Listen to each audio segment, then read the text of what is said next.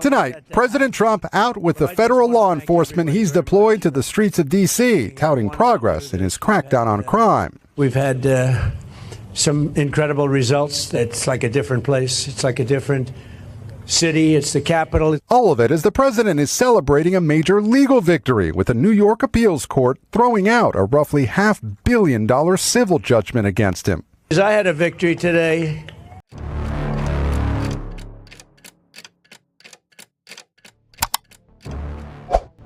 일부 사건들은 결말이 아니라 시스템에 대해 드러내는 바가 두드러진다. 2026년 1월 20일 화요일 아침 뉴욕 제2순회 항소법원 한 재판부가 만장일치로 내린 결정은 현직 대통령과 직접 연계된 민간 대기업에 대한 재산 압류 명령의 유지를 승인했다.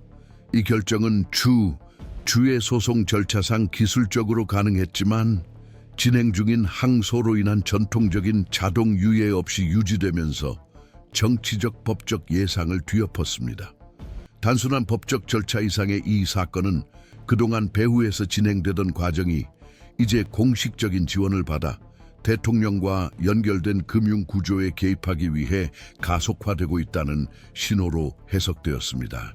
이 사건의 영향은 당시 법정 내에서 발생한 일에 국한되지 않았다. 판결문 공개 몇 분 후 뉴욕주 법무부 소속 기관들은 해당 조치를 실질적으로 집행해달라고 지역 보안관 사무실에 운영적 접촉을 시작했다. 같은 날 최소 3곳의 금융기관은 소송에 명시된 기관들과 연관된 계좌에 대한 예방적 동결 조치를 준비하라는 통보를 받았다. 비록 이러한 조치들이 현재까지 개인의 자유나 직무 수행에 대한 직접적인 제한을 포함하지는 않지만 행정부의 안정성에 대한 인식에 즉각적인 영향을 미쳤으며 이는 의회 내 신중한 발언과 백악관 법률 고문들의 대법원에 대한 긴급 자문으로 이어졌다. 대통령 주변에서는 초기 해석이 비공식적 제도적 확전으로 읽혔다. 법률 자문단 측 소식통은 지금까지 극히 예외적인 선례로 여겨졌던 유사 조치가 확산될 가능성에 대한 우려가 있다고 전했다. 문제는 더 이상 단순히 금융자산이나 부동산 소유권 문제가 아니었다. 초점은 대통령의 기업적 정체성을 지탱하는 운영수단의 차단 위험으로 옮겨졌다. 우려의 일부는 이러한 조치가 상업용 부동산뿐만 아니라 국가 안보 전략 활동이 이루어지는 부동산의 일상 운영에 어떻게 영향을 미칠지에 집중된다. 예를 들어 비밀 서비스가 통제하는 건물 전체 층이 이에 해당한다. 대통령 주변의 반응은 공식 채널을 통해 억제되고 있지만 점점 더 긴장되고 있다. 문제는 주의 관할권과 연방 관할권 사이의 실질적 경계뿐만 아니라 재임 중인 국가 원수와 관련된 구조물에 대해 민사 재산 조치가 취해진 선례가 없다는 점에 있다. 이러한 유형의 시나리오는 연방주의 원칙, 공공질서, 기능적 중립성을 수호하기 위해 보안기관, 사법부, 행정통제기관이 동시에 운영되어야 하므로 제도적 조정 메커니즘에 부담을 준다. 도전 과제는 합법적인 사법 결정의 집행이 정부 영역 간 갈등의 도화선이 될 수 있는 미묘한 경계를 넘지 않도록 방지하는 것이다. 국회 뒤에서는 이 사건이 억제 움직임도 촉발했다. 양원 의원들은 주 법원이 발부한 재산 집행 명령에 대한 연방정부의 개입 가능성에 대한 기술적 자문을 요청했다. 현재까지 법안이나 입법 결의안을 통해 판결을 정지시키려는 공식적인 움직임은 없지만 이러한 움직임은 해당 사안이 법적 분석의 영역을 벗어나 정치적 제도적 균형에 대한 잠재적 위험으로 인식되기 시작했음을 시사한다. 이러한 변화는 아시아에서 최근 발생한 충격 이후 전 세계적 신용 위축과 미국 금융 시스템의 취약성 인식이 높아진 상황에서 특히 중요합니다. 판결이 집행된 시점 또한 법적 요인과 경제적 변수 간의 조정 정도에 대한 의문을 제기합니다. 아시아 시장에서의 신뢰 붕괴, 특히 다국적 보험사들이 운영하는 보증 시스템의 유동성 위기 이후 민사법원에서 대통령의 자원을 뒷받침하던 담보 메커니즘을 약화시켰다. 이 구조의 부분적 붕괴로 소송의 재정적 기반은 필요한 기술적 근거를 상실했고, 이는 즉각적인 집행의 여지를 열었다. 주법원 판례는 이 점에서 고의성을 요구하지 않고 단지 의무 이행의 객관적 결함만을 요구한다. 보증의 악화와 적시 회복의 어려움이 결합되어 법적 근거를 바탕으로 한 조치가 추진될 수 있었다. 글로벌 금융과 국내 안정 사이에 이러한 불일치는 새로운 현상이 아니지만 정치 권력의 중심부를 이처럼 직접적으로 타격하는 경우는 드뭅니다. 금융상품의 기술적 붕괴와 현지에서의 강제적 조치 시행이 교차하는 지점에서 이 사건의 독특성이 드러납니다. 대통령직은 정치적 적대자나 통치 위기 때문에 도전받는 것이 아닙니다. 대신 선거 일정이나 정당 간 협약에 반응하지 않는 법적 경제적 기여들이 작동하는 비인격적 메커니즘에 의해 긴장 상태에 놓여 있다. 따라서 제기되는 질문은 단순히 결정의 정당성에 관한 것이 아니라 전통적 정치 영역 밖에서 긴장이 발생할 때 국가 최고위직을 둘러싼 제도적 보호의 실질적 한계에 관한 것이다. 우리는 이러한 유형의 변동을 편집적으로 주시합니다. 이는 공화국 운영의 본질적인 측면을 드러내기 때문입니다. 사법부의 결정이 행정부 핵심에 구조적 영향을 미치기 시작할 때 단순히 법적 분쟁 이상의 것이 걸려 있습니다. 시스템들이 어떻게 연결되고 어떻게 반응하며 어디까지 저항하는지가 드러납니다. 본 채널을 구독하신 분이라면 아시겠지만 저희의 초점은 바로 여기에 있습니다. 헤드라인에는 나타나지 않지만 판도를 움직이는 마찰 지점을 이해하는 것입니다. 이러한 맥락에서 해당 사건은 더 광범위한 양상을 띠게 되는데, 이는 가상의 분열 때문이 아니라 다양한 헌법적 행정적 메커니즘이 동시에 다중전선으로 진행되는 움직임에 대응해야 하는 상황에 직면했기 때문이다. 한편으로는 주법원이 전통적인 민사 집행 권한을 행사하고 있다. 다른 한편으로는 대통령을 보호하는 제도적 방패의 범위를 논의하는 연방기관들이 있다. 그리고 그 사이에서 사적 금융기관들은 법적 위험, 유동성 불안정, 정치적 노출이 얽힌 상황에 맞추어 전략을 조정하고 있다. 이러한 요소들의 중첩 자체가 제도적 붕괴를 의미하지는 않는다. 그러나 예측 가능한 충격을 흡수하도록 설계된 권력 간 안전망이 기존의 시나리오를 따르지 않는 일련의 사건들에 의해 도전받고 있음을 시사한다. 이 시점부터 분석은 개별 사건에서 시스템이 이를 수용하려는 방식으로 전환된다. 그 첫 신호 중 하나는 연방검찰청이 주 차원의 민간 개입이 연방행정부 수반과 연관된 구조에 미치는 한계를 대법원에 비밀리에 평가해달라고 요청한 움직임이었다. 대법원은 즉각적인 입장을 밝히지 않고 일반적인 평가 절차를 유지하기로 선택함으로써 적어도 당분간은 피할 수 없는 헌법적 위험을 인정하지 않는다는 신호를 보냈다. 이러한 선택은 절차적 차원이지만 배후에서는 전략적 후퇴의 제스처로 해석되었다. 주정부의 결정 흐름을 중단하지 않음으로써 대법원은 사전 방어 기구로 인식되는 것을 피하고 사태가 악화될 경우 향후 행동의 여지를 보존하는 것이다.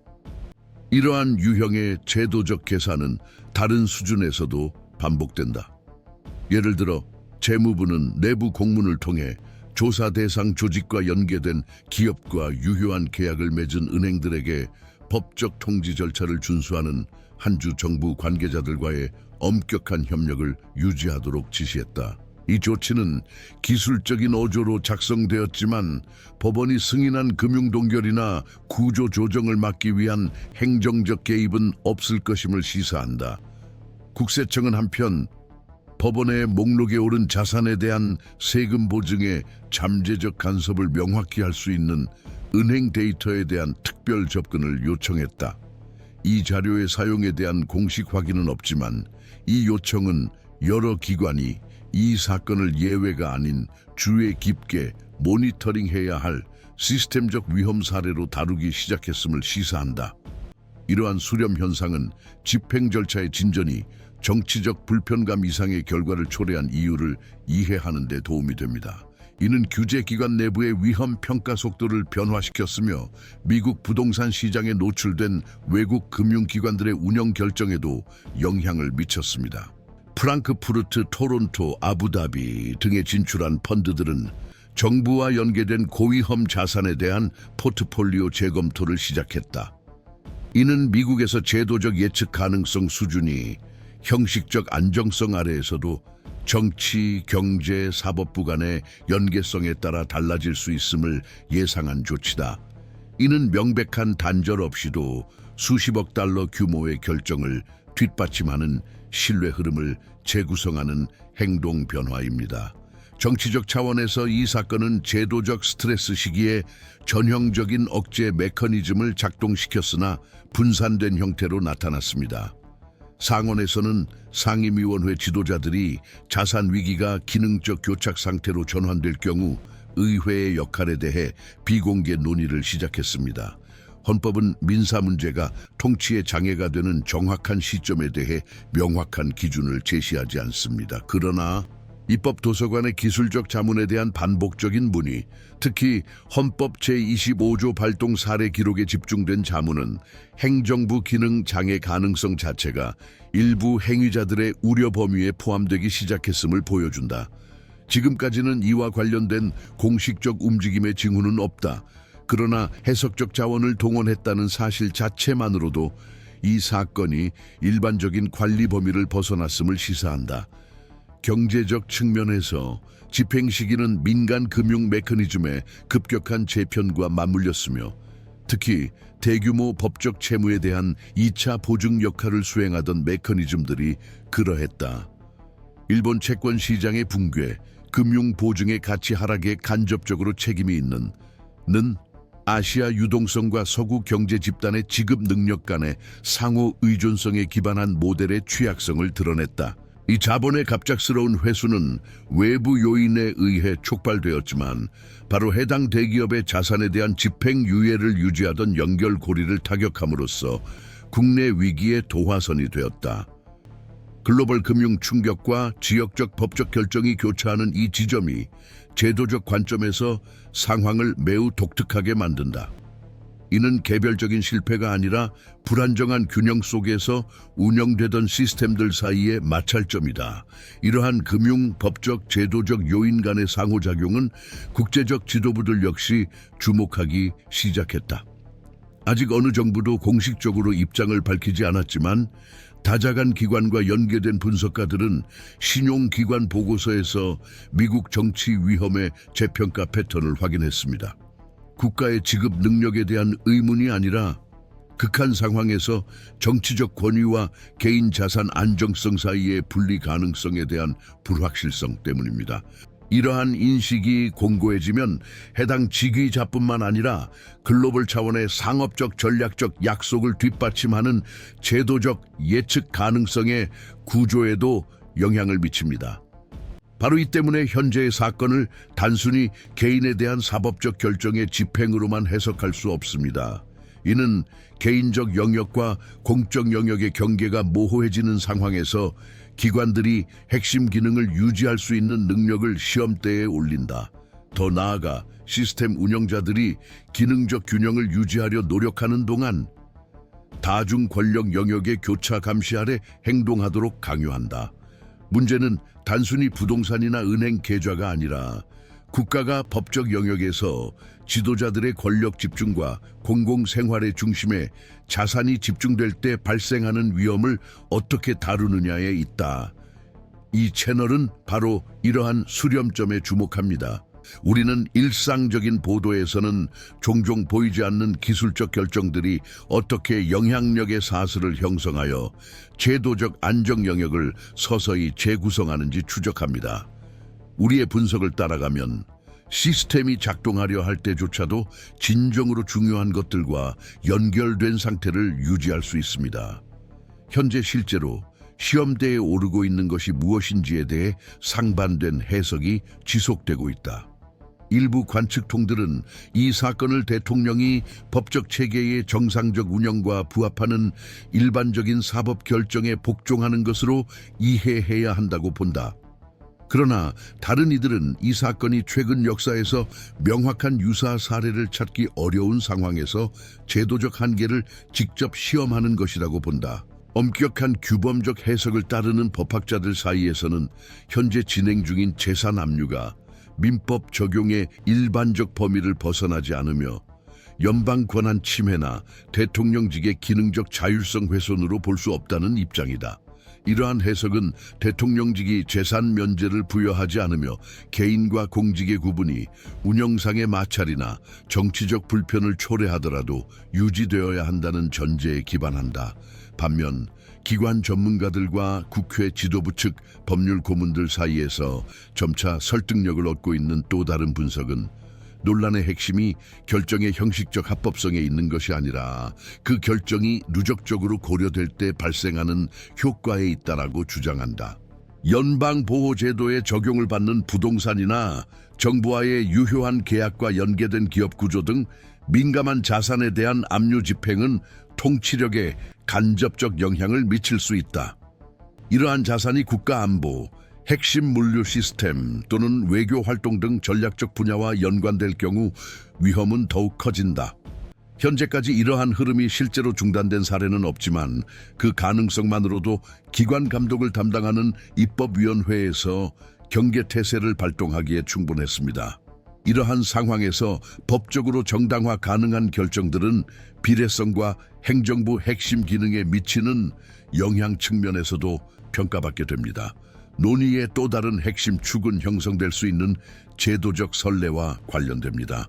일부 법학자들은 표면상 제한된 집행이 향후 직무 수행과 직접적 관련이 없는 소송으로 인한 재산권 개입의 여지를 열어줄 수 있다고 경고한다. 예외성에 대한 명확한 정의 없이 이 사건이 대통령직에 부여된 기능적 보호를 약화시킬 수 있다는 우려가 제기되며 이는 정치적 양극화가 덜한 상황에서도 마찬가지다. 반면 다른 전문가들은 이러한 위험이 이론적 차원에 머물며 법체계가 부당한 일반화를 방지할 충분한 메커니즘을 갖추고 있다고 주장한다. 그럼에도 이 논의가 이미 진행 중이라는 사실은 긴장이 일시적인 사건을 넘어 제도적 계획의 지평에 포함되었음을 시사한다. 경제 분야에서도 불확실성이 누적되고 있다. 강제 청산 절차에 회부된 자산은 즉각적인 가치 하락을 겪는 경향이 있어 연쇄 효과를 유발할 수 있다. 여기에 사적 채권자들이 이 사건을 기존 담보 및 계약 재평가의 신호로 해석할 가능성도 더해진다. 에너지 및 인프라와 같은 대규모 부문에서는 정치적 리더십에 중대한 영향을 미치는 사건 발생 시 자동적인 재검토를 규정하는 제도적 안정성 조항이 흔히 존재한다. 해당 조항이 이번 사례에 적용될지는 아직 확인되지 않았으나 위험 분석가들이 이를 검토하고 있다는 사실 자체가 이번 결정에 부여된 체계적 영향력의 정도를 보여준다. 정치적 차원에서는 그 영향이 아직 불분명하다. 최근 조사에 따르면 대통령 지지 기반은 소폭 변동했으나 구조적 변화는 아직 나타나지 않았다. 그럼에도 사법 집행은 선거 운동과 공개 발언에서 중요한 위치를 차지하게 되었다. 일부 유권자들은 이 사건을 제도적 탄압의 증거로 해석한다. 다른 이들은 이를 취약성이나 통제력 상실의 신호로 받아들인다. 이러한 모호성은 서사적 불안정을 초래하여 적대 세력과 동맹 세력 모두에게 악용될 수 있으며 정부 지지층 내부에서도 해석적 합의 도출을 어렵게 만든다. 정치 스펙트럼의 중도에 위치한 의원들은 이 위기가 공식 담론에서 어떻게 규정되고 있는지에 대해 불편함을 표명해 왔다. 우려되는 점은 갈등의 과도한 개인화가 재산 분쟁을 기관 간 대립의 상징으로 변모시킬 수 있다는 것이다. 법적 영역과 정치적 영역의 경계를 정의하는 동안 안정성을 유지하기 위해 관련 연방기관들 사이에 임시 중재기구 설립 제안이 비공식적으로 논의되고 있다. 그러나 이 대안은 행정부 일부에서 저항을 받고 있는데 그들은 이를 완전히 중화시키고자 하는 간섭을 정당화할 위험이 있다고 보고 있기 때문이다. 지금까지 대법원의 개입이 적절한지에 대해서는 합의가 이루어지지 않고 있다. 일부 전문 언론은 직접적인 입장 표명이 제도적 환경을 안정시키는 데 기여할 수 있다고 평가한다.